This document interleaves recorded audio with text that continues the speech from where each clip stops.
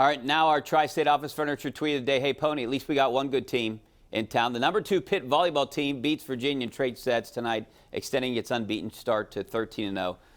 So pretty big win by the Pitt volleyball team over Virginia tonight. And by the way, you know, Jake at Scar Quip. Oh, I think he always takes shots at us. I think he's one of the guys that always has something to say. He actually complimented you just now. He said Pony Express is right about Ben. He's right about Claypool. Good grief, I'm agreeing with Fillipponi.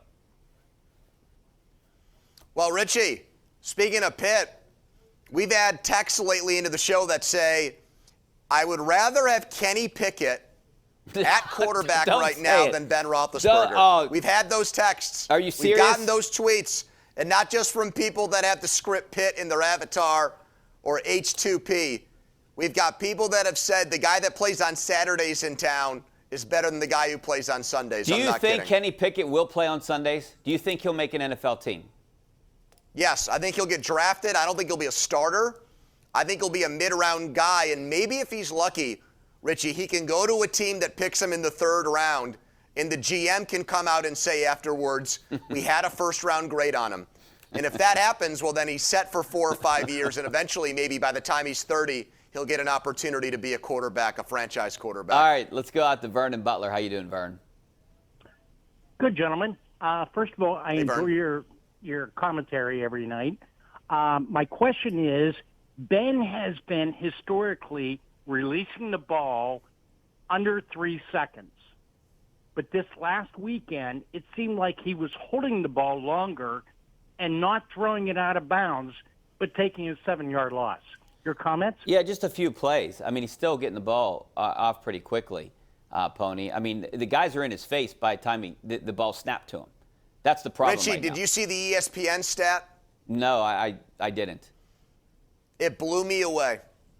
Going back to the start of last year, so he's played in 16 games in 2020, in 3 this year, so that's 19 games. When Ben Roethlisberger has 3 seconds or more to throw the ball, so when he has all the time in the world, 3 touchdowns, 8 interceptions, 47% completions, with 3 seconds or more. Wow. Does that make any sense to you? Not at all. That blew my mind. I would have not believed that stat. So he's not getting better with time. He's actually getting worse if he holds onto the ball for a long time. And he's worse at the beginning of games. When you look at his stats in the first half, going back to last year, he's much better in the second half in the fourth quarter. And, you know, maybe it's because they're down lately and he can throw the ball around where he wants to. And that kind of pads his stats a little bit too. All right, let's go out to Jerry in Hempfield. How you doing, Jerry? Hi, Jerry. Hey, Rich. Hey, Stallion. Hey, Stallion, this is for you. I get your opinion on this. I was watching some other sports shows, and retired football players were saying that Ben should retire right now for, number one, to save his body. He can't take 10, 12 hits like this all season long. He's going to get really hurt. And second of all, if you put Rudolph in, Mason Rudolph in there, he's not going to do any better, any worse than Roethlisberger, you know. And you can save some money and just play the season out and get a new draft. But you're not going to save any money this year, Pony. I mean, he's already on the roster. So. No. I mean, the Ben, you know, if he quit now, I think that would not reflect well on him. I think people would understand it because of the physical toll. But he signed up for another year, and to just, you know, say goodbye in the middle of it, I think would be an affront to his team. As far as Mason Rudolph goes, you know, I'm not a fan at all. I don't see some of the things that Pompiani sees in him where he has the potential to be a good quarterback. I don't believe that. However, why not at some point, if Ben's not getting the job done and you're one of the worst offenses in the NFL, if this continues, why wouldn't you want to see him this year so you can make up your mind on what you need to do at quarterback for next year? I agree, Pony. You know, I was told, and I think we talked about this, I was told by a starting cornerback in the NFL, off the record, that Mason Rudolph is too predictable. He'll never be a starter in the NFL. Well, then he'd fit right in with this offense because this is the most predictable offense I've ever seen. They can't run the ball at all. Everything's a little pop pass check down. They take no shots over the middle. They don't do play action that much. They don't do the motion Matt Canada stuff barely at all. It's pretty much the offense that everybody got sick and tired of last year, right? Except they give it to the running back a little bit more in little dink and dunk passes. You know, I disagree with the caller there. I don't think Ben is a quitter. He's not quitting at all this year. No. You would have to drag him off the field, and the only way he doesn't finish a season if he gets hurt. But I'll tell you what, if he's getting hit 21 times a game, he's going to get hurt at some point. He's not going to be able to finish a season. No, he's not.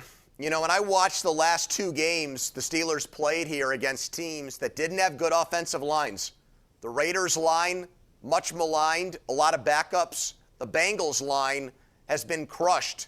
They're getting ripped because they didn't draft an offensive lineman with their first pick. They went with that wide receiver who burned Pierre, Jamar Chase. And I saw Derek Carr and I saw Joe Burrow manage to make plays, and not just plays, throw deep balls with a bad line. A 60-yarder from Carr to beat the Steelers, and then that throw that Burrow made to Chase that was a huge turning point in the game at the end of the first half. All right, let's go out to Chuck and El Equipa. How you doing, Chuck? Good. I wanted to ask the question.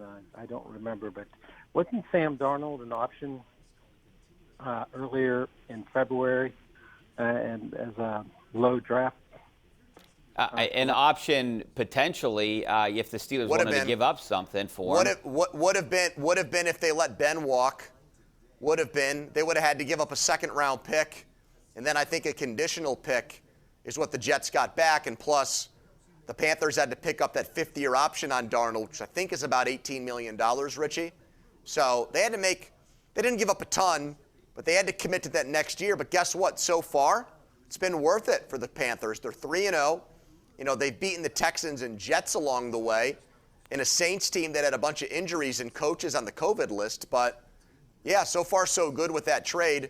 But you wouldn't have been able to have Roethlisberger and Darnold on the roster because of the cap hit for 2 guys would have just been too much. You know, I was listening to your air today, and Doug Whaley was on. I think it was today or it was yesterday. But he said Ben needs to change his game to more of like a Russell Wilson type game where his numbers are 180 yards passing. I don't know if Ben could potentially do that. Russell Wilson's one of the best quarterbacks in the NFL. NFL. He runs great. He runs like you at Pitt. He runs like you at Pitt, Richie. But stat line. Those 2 guys, I think he's talking about stat line, you know. Well, Richie, how do you do that if you can't run the ball? Well, you don't have an offensive line. I don't know what they can do. That's what everyone's trying to solve this problem. But I don't know how they can change your game with the offensive line that they have right now. They got to be in the shotgun, and they got to get rid of the ball quickly. Because the quarterback can't move like he did back in 2008 when they went to the Super Bowl with a bad line. Pony, we got to go to break. Can't do that anymore. We got to go to break. Back in a couple minutes.